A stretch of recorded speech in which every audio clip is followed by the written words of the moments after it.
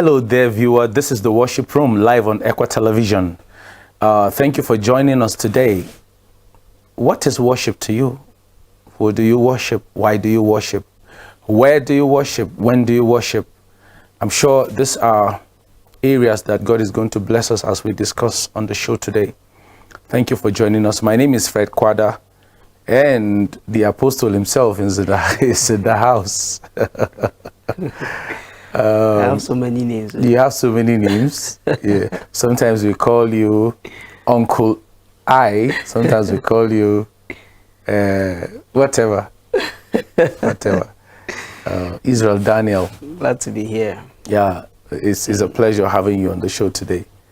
It's a pleasure to always take out time to discuss issues as it affects worship. Interestingly, we have said on the show that our lives as believers is about worship. We are created. The Bible says, for thou hast created all things, and for your pleasure they were all made. Meaning that everything that God has created is to give him pleasure. So everything that we do to give God pleasure is worship. And for us as believers, our lives is about giving God the pleasure by worshiping him. Not just in music, not just in tithes and offerings, but everything that we do. And yesterday I was having a conversation with someone, and I was already thinking about something that we needed to have talked about. How we compartmentalize our Christianity such that, you know, when it comes to work, we say, don't bring God here. You know, this is work. And then when we come to church, you know, we concentrate there as if there's nothing else, you know, and all that. But God needs to be part of everything. Everything that we do, God needs to be part of it. And so it's a beautiful thing that God is giving us this kind of privilege to stand to talk about key issues as it affects our lives as worshipers. Today on the show, we're going to be talking about something very interesting. I'm sure you may have been going through a lot, either in your country, in your family, in your state, in your church, a whole lot of things that doesn't appear to be very favorable. And so in times like that, what do you do as a worshiper? Do you just get worried? Is there desperation? Is there anger? Is there bitterness? How do you respond to God in worship in times like that? And so today our topic is going to be in times like this. We're just going to be looking at how our lives should respond to seasons that come with a lot of challenges. As believers, we will never be immune to those challenges. You know, it always comes, but how do we respond? What is our response as worshipers? Before now, we were discussing with you, and I was like, how comes when good things happen to us, we are quick to celebrate with singing and rejoicing and dancing and jumping, but when tough time comes, it is very difficult to do that. I understand that our humanity is already making that automatic. You know, we are humans and we have the tendency, you know, to do that, to actually celebrate seasons where things are going on well, and to be very worried, to be disturbed, to be unhappy, to be sad when things are going the other way. But what is the Bible teaching us about that? How do we respond as believers, as Christians? Do we respond to God in worship only when things are going on well? Only when we get that job? Only when we, you know, were able to marry that beautiful lady that we wanted? Only when, you know, our friends rally around us? Or we can worship God as well, even in times when things don't go the way we want them to go. So these are things that we need to consider today. Perhaps this is going to be an encouragement to someone out there that is going through a lot. I tell you, brother, a lot of people are going through a lot. And someone right now watching us might even be lacking the food that he's going to eat. Or someone is faced with a challenge, a health challenge. Someone is faced with some kind of bitter feeling about what has transpired. We just ended an election in Nigeria. Definitely you will find a lot of people that are angry about, who emerged in the presidency, who emerged in the, the House of Assembly election, the House of Representatives, and Senate elections and all that. People are really angry, people are bitter, people are going through a lot. What should be our response as believers? That's basically what we're going to be talking about. So, maybe as we begin the show, as we begin to do this discussion, you might likely share with us, what do you think people are actually going through today, right now? What are some of the circumstances that people find themselves? Of course, you stay within, a location. You might have been seeing a lot of things, people going through a lot. What have you been seeing? What have people been going through? Well, I think so many people are depressed that they don't even know that they are depressed. I remember some time ago, I had a bad business. And the business went south. And at a point, anytime my wife brings food, I want to eat, I remember that I just couldn't eat the food again. I was depressed, I never knew. I just thought I was worried about what happened or what transpired with my business. Yeah. It was later when God started opening my eyes to see that the devil has taken advantage of my weak point or my weakness. You see, one thing the devil loves to do is to look for the slightest loopholes in your life, and he amplifies it. When he amplifies it, you see less of God in it, and you see more of the your failures in it. So I was seeing less of God, in fact none of God, and I was seeing all of the wrong decisions, the failures, the problems were just all on my shoulder. And I remember there was a time I came here to the studio and someone said, "Kai, what is wrong with you? You are emaciating." In fact, it was when some people were talking to me about this, I just went and I got to find out that the clothes I was wearing, I was just swimming in them, as slim as I am like this, But what I'm trying to say is that so many people, God has delivered me from that depression. Many people are depressed through what we are going through, whether in Nigeria or any other place, but there is this denial that we don't really know, or we don't even accept that there's a problem. Like the kind of business I do, I meet people every day, new people every day, and I get to discuss and I get to talk with them. I get to hear the pains they go through. Like the issue of accessing money in Nigeria. It has become our Nigerian currency has become more important than Bitcoin. To the people, there is now an exchange rate. Yes. When you go to a POS operator, you have to ask, how much is your exchange rate? Yes. Meaning, how much do you charge per 1,000 or per 10,000? You see, my wife needed to go to work some weeks ago. I think some weeks ago. She had to go and beg someone to give her money. She had to go and beg. Now imagine, now she needed to go to work. Now imagine someone that has money in his account, but he cannot buy food. People are going through so much. You understand? But still, it is the advantage of the believer to see what God is doing. I was just sharing with Austin Luca, our brother we call Ajebo, on WhatsApp. We're just sharing, he shared the scripture with me just some minutes ago, and I shared with him what the Holy Spirit laid in my heart to tell him. And I just wanted to say, I want to say it now again, what the scripture said, that the sufferings of this present times cannot be compared. They are nothing compared to the glory which will be revealed in and through us. One of the translations says that in and through us.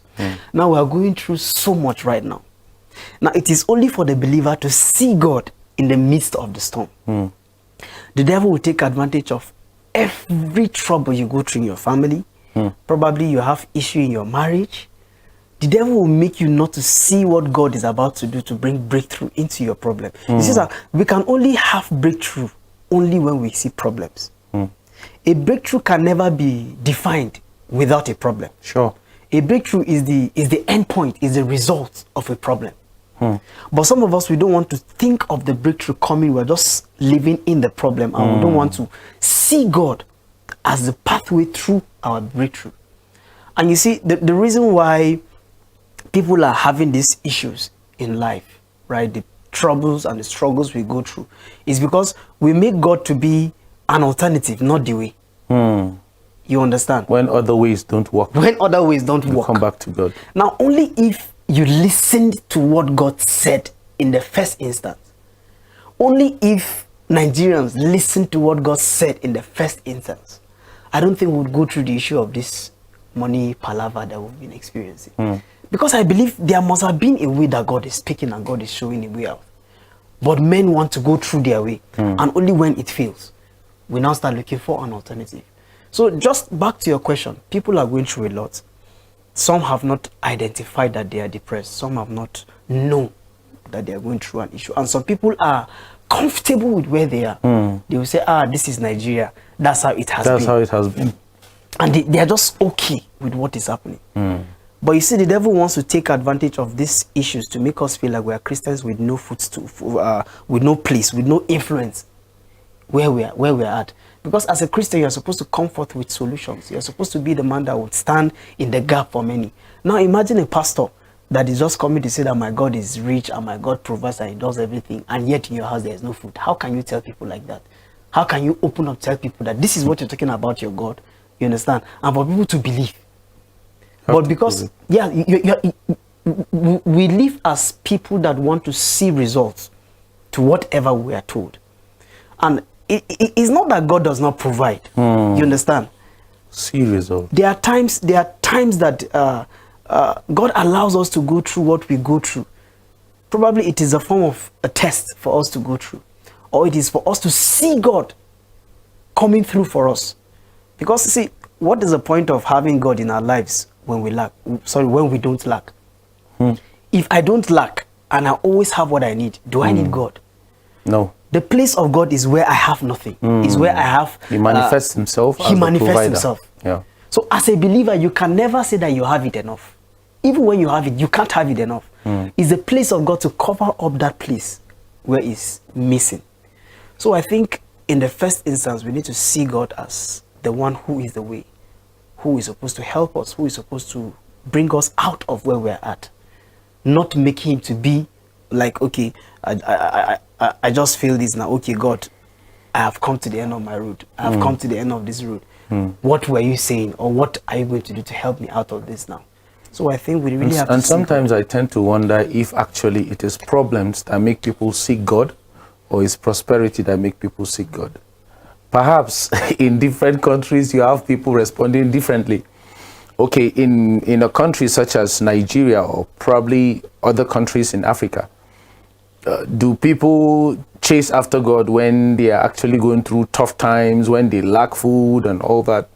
And how can we compare that to other parts of the world? Because you made a very valid point that I think is relevant in our discussion. We're talking about in times like this, how believers should respond in times like this, times of despair, times of disappointments, times of war, or probably the rumors of war, times of lack, scarcity, and all that. So it's important for us to understand how people act and how we can actually encourage. You might have someone from the United States of America, for example, that will not necessarily seek God because he lacks. And if the only reason why he will seek God is because he lacks, he might probably never seek God again. And so it's beyond lack and scarcity and all that. It's just that longing desire, you know, to have an understanding, you know, of who God is and relate with him based on that understanding that's, you know, that we have. So probably it's just a little digression from what we're talking about, but I wanted us to really look at this idea that people only chase after God when there is a problem. And so it's going to actually help us to understand that actually we have always been selfish. You know, we have we have selfish tendencies to always focus on our personal gratifications. So the same thing with our worship life. Remember, we said worship is everything, is all encompassing. So we come to God to worship him when things are actually going on well, in the other way around. Probably through singing, and then we come to God with requests, with groanings, with complaints, you know, when things are not going on well. So each time we come before God, we're not necessarily coming before God just to worship him all the time. We come before God to do what we do based on the circumstances that we find ourselves. If we find ourselves in problems, we come to God with complaint and cry, you know, and mourning and all that. Then when we find ourselves in plenty and everything goes on well, we come to God. Is that supposed to be so? It's not supposed to be so. And I think most of us, we grew up with a funny mentality, you know.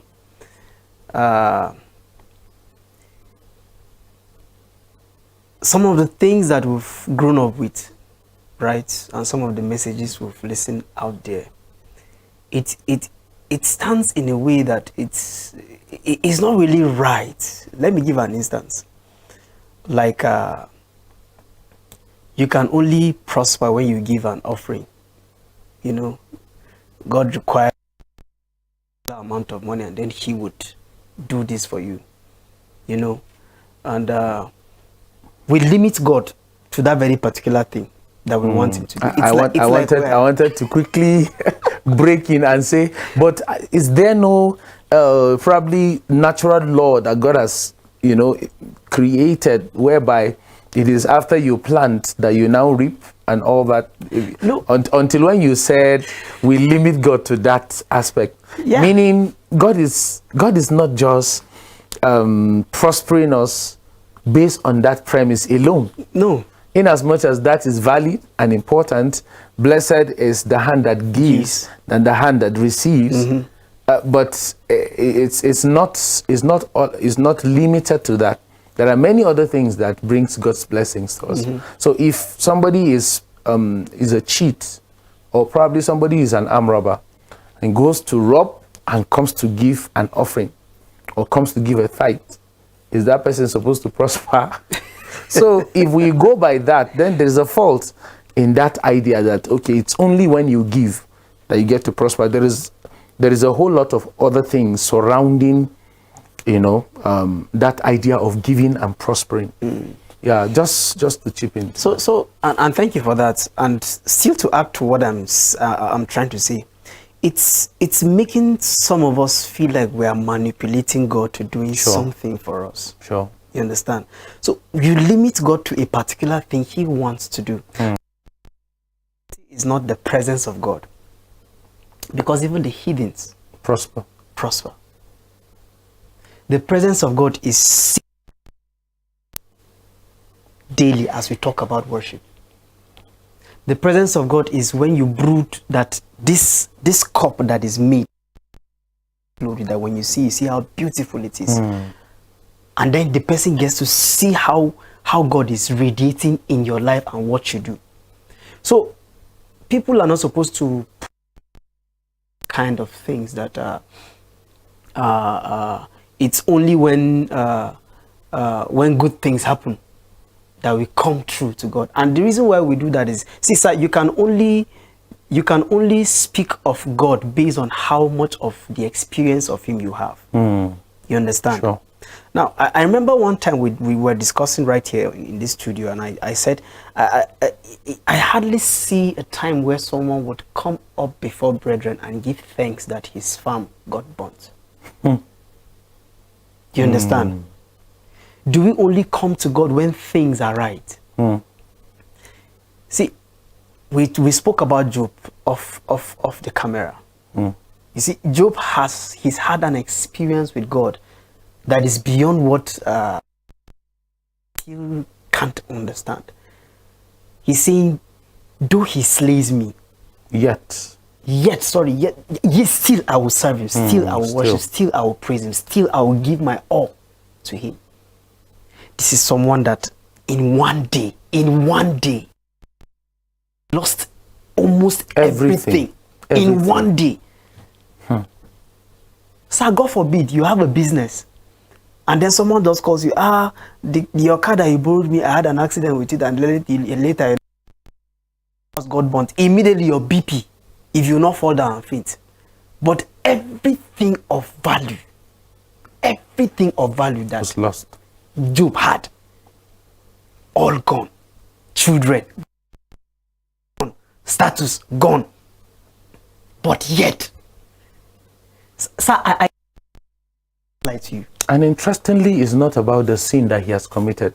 No. It's about the righteousness that he has. He said, thank you. It's very funny how people liken failure and, failure in quote, or lack or anything, they liken it to sin. As a response of the wrong thing. Yeah, it's when you have sinned against God that this kind of calamity, that this kind of problem comes on you, and somebody begins to doubt his Christianity, begins to doubt his faith. Yes. God, I've been faithful, and how can this thing be happening to me? Because they have that erroneous idea that those things only happen to people that have sinned against God. And but in the case of Job, we could see that is even because he was righteous, that got the enemy to be very jealous about the prosperity of Job. And when God began to boast, I wish God didn't boast about him. But God is always proud of us when we do certain things. So have you taken note? God was the one that brought that thing, from the first instance. Have you took note of my servant Job, that he is this, he is that, he's upright, he does this, he does that, and the enemy had to present a point. He does this for nothing. Haven't you built a hedge around him? So he was given a reason already, just to create that kind of balance. This you take away these things and see whether. So I think the issue of a disbalance in our understanding of how we should relate with God, whether it is a bad thing that happens or it is a good thing that happens, we lack the balance to understand how we must relate with God. So it's something that is valid. Because it's really going to help us to understand that we have a kind of dichotomy, we have a kind of misconception about what genuine worship is.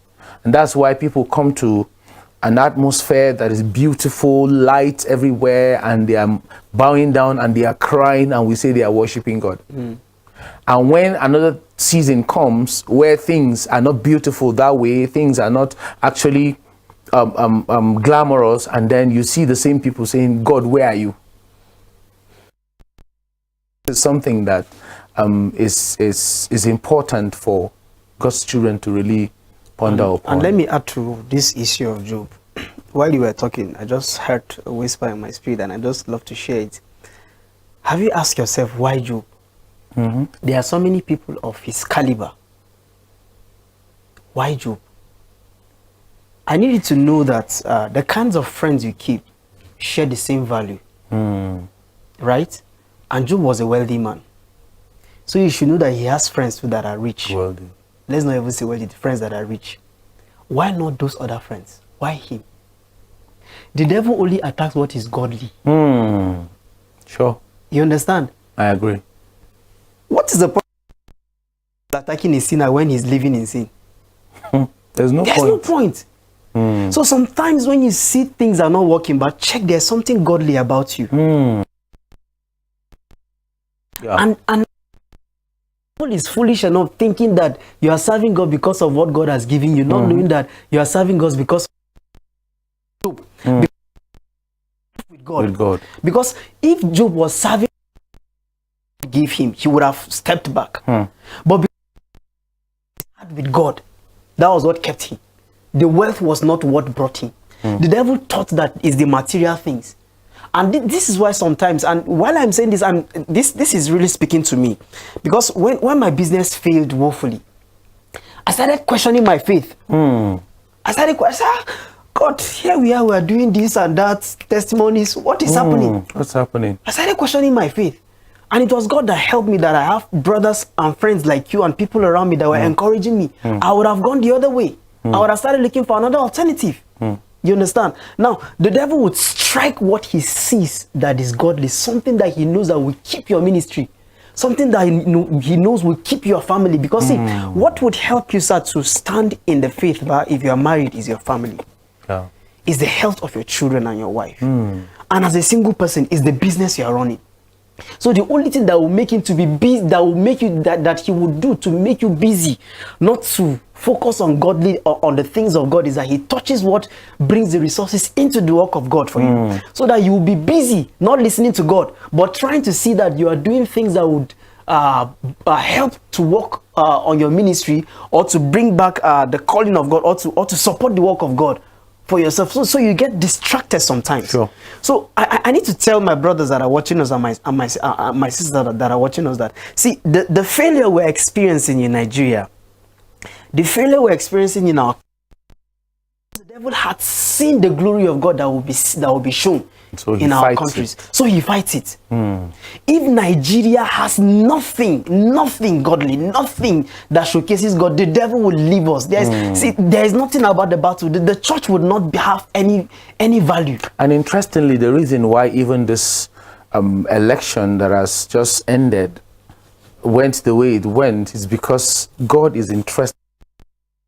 I believe the voice of God through all his servants that spoke concerning the plan of God for Nigeria. God has a very, very strategic plan, you know, for the world through Nigeria. Nigeria is like the arrowhead, you know, as to what God is about to do in the world. And no little wonder we're going through all the things that we're going through, manipulations everywhere, you know, the election never free, never fair. It just gets to be done anyhow. I remember when all the promises that was made concerning the beavers, you know, that immediately the election is done, the result will be transmitted via the beavers, and then it will be uploaded, and everything will just be transparent, and people were excited. But you know, not because the plan was not there, but because the enemy knows that from the first time that we get it right in Nigeria, a lot of things will begin to happen, not just in Nigeria, but in the entire world. So he fights it, and that's why we're where we are right now. And it's just a sound of hope for everyone listening to us, that God is not done with Nigeria yet. Even with the present election, God is still at work. God is still working out his purposes and his plans. There is no human being whosoever that can, you know, stop God from achieving or doing what he wants to do in any person's life, in any country, in the world. God's purpose will definitely prevail the way we thought is going to. By the way, God's ways are not our ways. Sometimes the reason why we despair, sometimes the reason why we get angry, we get frustrated, because we feel that it's going to be this way. And when it doesn't happen that way, we feel so angry, we feel so bitter, and begin to question our faith. I think there are many people that because of this election in Nigeria, they are beginning to wonder, are we actually serving it through God? Is this Christianity real? How can it be that after all these prayers and nothing happens, we're still seeing the same manipulation in Nigeria and all that? But God's purpose and plan will always prevail. It doesn't matter what man is trying to do. God is still going to, you know, manifest himself. And that's just our belief. And if we're working with God, we must put that at the back of our minds, that seasons will come that will challenge our faith, that will challenge our allegiance to God, that will challenge our devotion, our commitment, our worship, everything that we do for God. There are seasons that will challenge that, and it's the enemy at work. And I pray that this becomes an encouragement for anyone listening to us. And so if you're listening to this show, you are on to the worship room live on Equa Television. We're going to take a time out, and after the time out, the phone lines will be open for you to call and make your contribution on the show.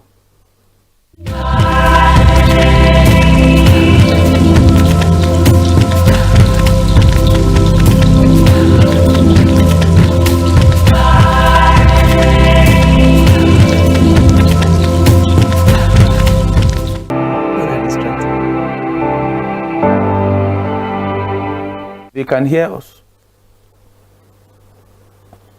Okay, welcome back. You're on to the Worship Room live on Equa Television. We've been talking about, in times like this, what is our response to worship? As worshipers, what is our response in times like this? And so we need to make our viewers get that kind of encouragement that they need to still worship God in a time like this. Now, we're not particular about what we're talking about, because people might be going through different things. Somebody might be going through heartbreak. You know, one young guy now going through heartbreak. One young lady is going through heartbreak and all that. And this is just what is happening to the person right now. It's the worst sickness ever for a young person to experience. You've been there. And then somebody might be having a terminal illness, you know, and he's on time already, feeling like, okay, all he has is just a year to live. And somebody else might be lacking the basic necessities of life, food, clothing, shelter, and other things. And somebody else is just discouraged, you know, by certain happenings around and all that. So how can we offer encouragement?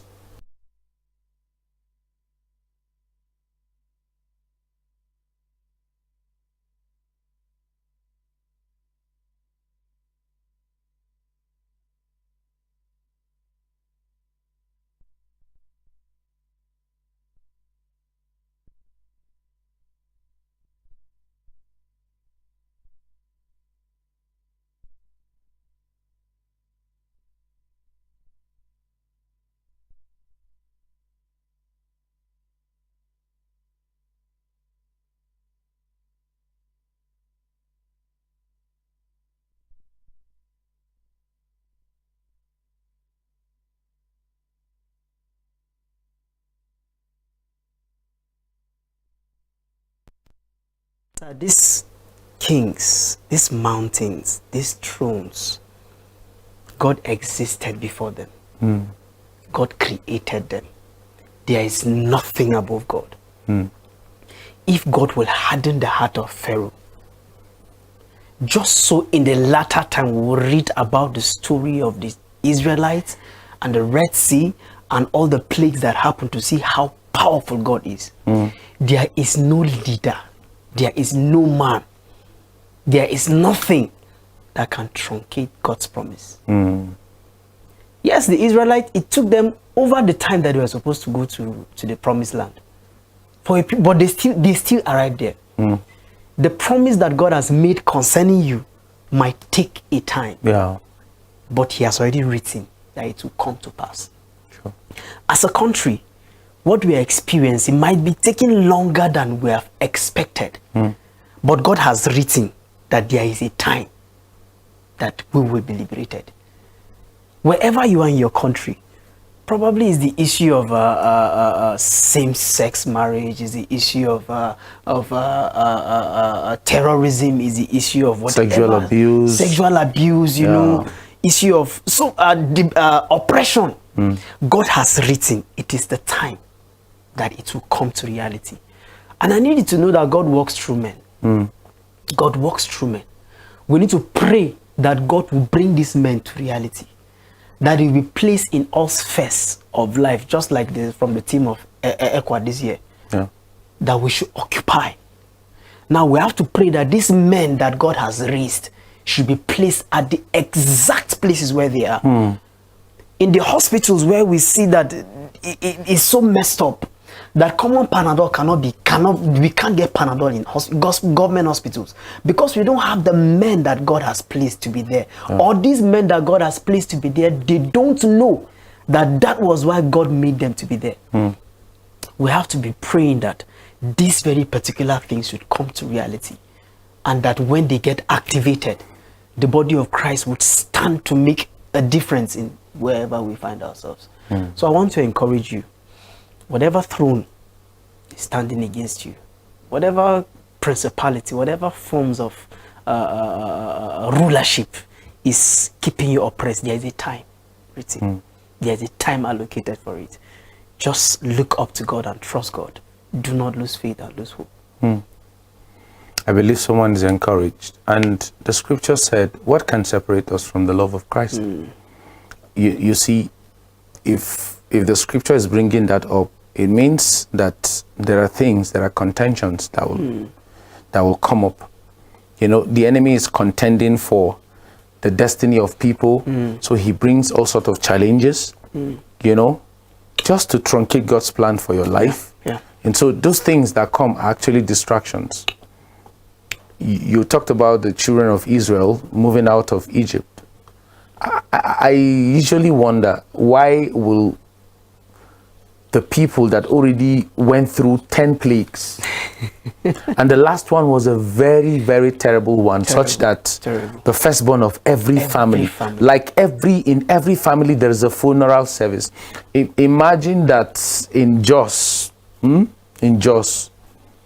every family, like every house, one person dies. Will you even have the time to even focus on any other thing? Will you even have the energy to say you are going to pursue an enemy or something? But you see, when certain things will happen, the way and manner God handles it will baffle men. So the children of Egypt had to pursue, you know, the children of Israel, just so that there will be a total end of that race, those people. But for the children of Israel, it was a threat to their lives. But for God, it was the fulfillment of his purpose. So when they were pursuing, they were threatened, they were afraid. They even started pointing fingers. So Apostle Moses, I mean Pastor Moses or whatever. So you mean there are no graves in Egypt that you decided to bring us to this very place so we can perish? It would have been better for us to remain, you know, by the pot of soup and eating our cucumbers and all that is available. At least we're serving them and we're eating. Now you want to kill us. But in the midst of that chaos, in the midst of that challenge, in the midst of that confusion, that fear, that desperation, God showed up. And he had to speak through the mouth of his servant and say, be still and see the salvation of the Lord. For the Egyptians you see today, you will see them no more. And if I am among the congregation of peoples standing by the Red Sea on one side and the Egyptians on the other side, I will begin to wonder, what does that mean? What that means, because I'm seeing these people right now, they are coming with weapons and chariots and everything, and you're telling me that I will see them no more. How? No option.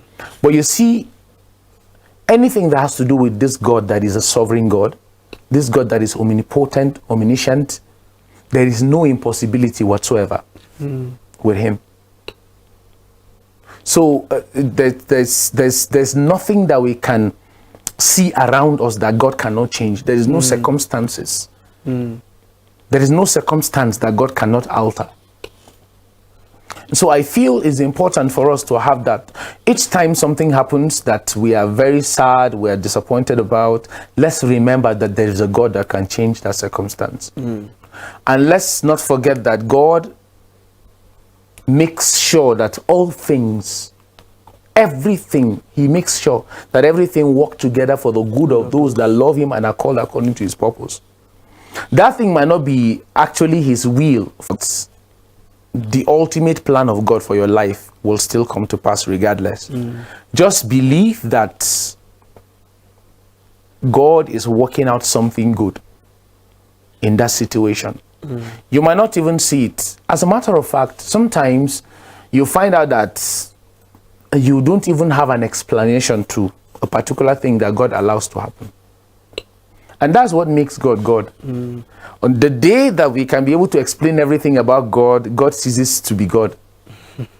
Because you can see that in certain instances, if, for example, you have a family, God forbid, but in something terrible happens to every member of your family, and already somebody is telling you that everything worked together for good, you'll be wondering how that the demise of all your loved ones will turn out for good.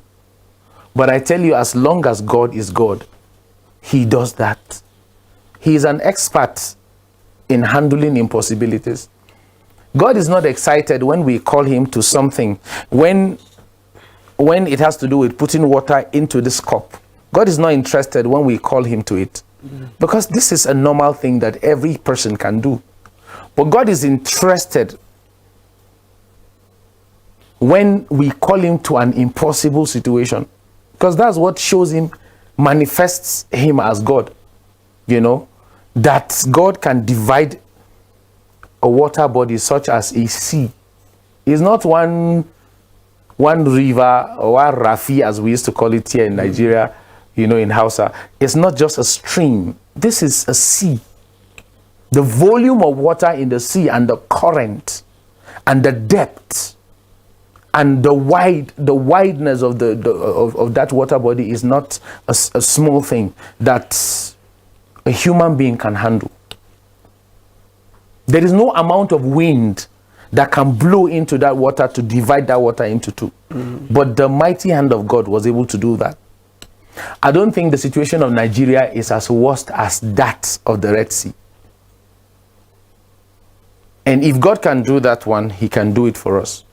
I don't think your situation is as terrible as that of Jehoshaphat, where almost 3 kings are already surrounding Judah, trying to invade Judah.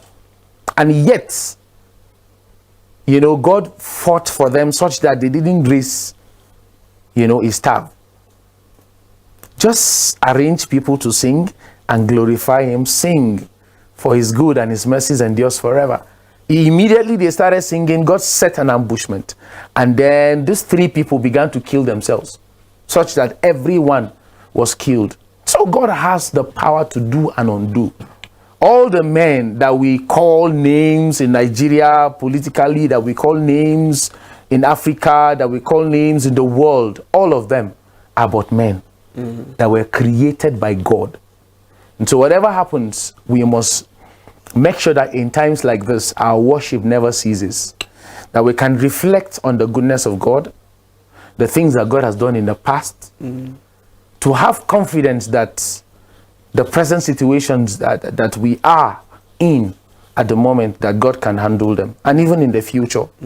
So this is something that I feel should be an encouragement to someone out there, you know, concerning the times that we are in. As worshippers, there is nothing that should truncate our lives of worship. I mean, our life. And I think let me still go back to the Israelites. You see, all the days that these plagues kept happening, the Israelites were aware that it is the reason why Pharaoh refused to allow them go. When the first plague happened, they are aware that it happened because Pharaoh said no. So that means, as at that time, they knew that God was with them. For him to be exercising such powers over their rulers, they knew that God was with them. But imagine the littlest thing, is that an English? Imagine the little thing, the minute thing that happened at the Red Sea.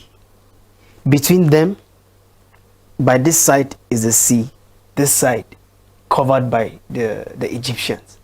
They forgot the things that God did. This is what the devil does, sir. Whenever you are faced with a situation right now, he would make sure you forget all the things for you. If they had remembered the first day of that plague, they will stand with their full chest and hold stone, if not even insulting them and calling them names, because they know that they have someone powerful than the chariots and that can kill the firstborn of every family in Egypt. Now, and you should know that all of them were slaves to every family. So they know that to their master, someone died. That means there was a whisper. Because we would have said it's a rumor, but it's a whisper that I'm telling my other slaves that this happened to this one. The same thing happened in our own place. So everybody knew that their master lost one thing that came as the firstborn from that family. So this is supposed to stand in their subconsciousness, or to be active in their subconsciousness, because it's not like this happened within 20 years. You understand? For them that they've forgotten. Even if they had forgotten, there are times that when they meet as a congregation and then they remember all the things that God had done for them. But immediately they forgot. So I want to talk to the person that is watching me here. You are depressed right now because you've forgotten that yesterday God gave you food. You've forgotten that just the few seconds you are breathing, God gave it to you for free. Some weeks ago, I went to youth, the hospital. I saw a child, very innocent, breathing through oxygen. They paid for that and they are paying for that. But here I am. I am breathing, healthy. I went to the hospital, and when I came out of that place, I just had a reason to say, Lord, thank you. Thank you. But we forget the things that God has done for us. And we keep complaining that we don't have food to eat. And yet you are breathing, your heart is beating, you are not in the hospital. In times like this, let us remember what God has done. And when we remember what God has done, it will defeat the devil from occupying our minds to seeing, to thinking that God is not interested in us. You see, I was telling one of my disciples, we were talking, and then we were praying about something concerning what she was expecting God to do, and then it didn't happen. I said, do you know why you are bothered about this, that you think it didn't happen? She said, no. I said, right now as I'm talking to you, when we're done, go and give thanks to God, because the reason why you think is not an answered prayer is because you give God what the answer should be. You understand? We say, Lord, I want to buy a car. I want to buy a car. I want to buy a car by the end of this month. And then the only money you could get was to buy a bike. And you feel disappointed. And to you, you think it's not an answered prayer. God didn't allow you to buy that car because there will be an accident at a particular place if you are driving at a particular time. So he spared you because he knows that in just there is a time that bike people stop moving around. So that you'll be spared from this particular thing. It is for a reason. But because we have given ourselves a definition of an answered prayer, we feel is not answered. When you're telling God that this is how I want this to happen, and it happened the way it's supposed to happen, you feel God is not interested. He has answered you, but it's just in a way that you didn't see it. So we need to tell ourselves or ask ourselves. I always say this, I say, I want to see things through the eyes of God. Hear things through the ears of God, and speak through the voice of God. So now what you're going through, ask to see it through the eyes of God. What is God's will concerning what I'm going through? I tell you, some of you, the relationship that that didn't happen, God has delivered you from that relationship. It would have happened when you are married. It would have happened when you are married, that relationship didn't work. So thank God. Go on your knees and say, Lord, thank you for delivering me from this. That contract that you didn't get, God delivered you because probably there's a fraud in that contract that you would have been jailed in times to come. And probably when you get the money, you will feel that, I have come to where I'm supposed to be and God is of no use to me. So sometimes when things like this happen, try to see them through the eyes of God. Yes, we are complaining about the election. Wait and see what God will do. God is infinite. Our children would sit and talk about how things have happened. We are the ones sowing the seed of what is happening in Nigeria, sowing the seed of the right things should happen in Nigeria. It's our children's children that will sing the songs of the victory things, or the songs of victory, the issue of banditry, kidnapping. We are the ones that are sowing the seed, that we're praying and we are fighting for these things. Our children will see them no more. The Egyptians, they will see them no more. It might take time, but I want us as a church, as a family, as believers, to always see things through the eyes of God. And never stop worshiping. And never stop worshiping. And in rounding, I just something just came to my mind, and as we round up, I feel, being a father, you can relate with that so much well. If you have children, and each time you bring food home, or a particular child comes to celebrate you and thank you, Daddy, for bringing this, and the other one also comes to celebrate you. But when you don't bring anything home, only one comes to welcome you, to celebrate you. Daddy, welcome. I am beginning to guess which of the child will be your favorite already. The one that always comes to celebrate you regardless of what you bring. So regardless of what God brings our way, we owe God the responsibility of worshiping him. We don't worship God because of what he gives us. We worship God because of who he is. And so let worship, let praise, let hallelujah never depart from your mouth throughout these times. God bless you and bye-bye.